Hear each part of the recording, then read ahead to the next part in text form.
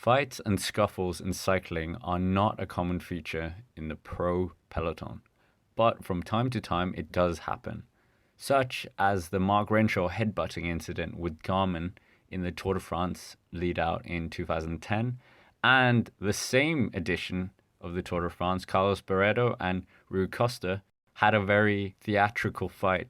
So it was a shock to the cycling world when in this year's edition of Munsterland Giro, Max Walscheid of Team Subweb was punched by French rider Florian Senechal of Deceuninck Quickstep. The reason for this incident seems to stem from Senechal was finishing his lead-out turn, and as he pulls away, for a moment he looks away and collides with Max Walscheid, who does not appear deviated from his race line. And as the replays seem to suggest, Walscheid did little wrong, holding his line as the crash happened behind him. But either way, Senechal thought he would seek some redemption after the finish line, and as Walscheid was carrying out a post-race interview surrounded by journalists and spectators, Senechal decided to throw a punch from the side. Walscheid reacted in self-defense before Senechal was dragged away by his Deceuninck Quickstep teammates. Later after the race, Senechal apologized for his abrupt reaction on Twitter by tweeting, "Sorry for my brutal reaction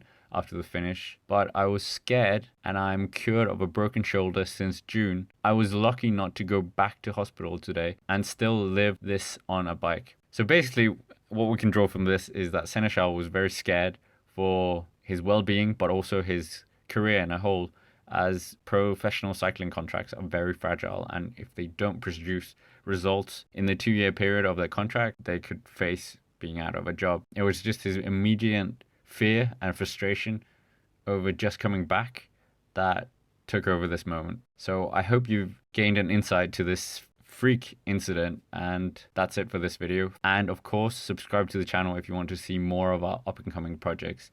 And as always, thank you for watching.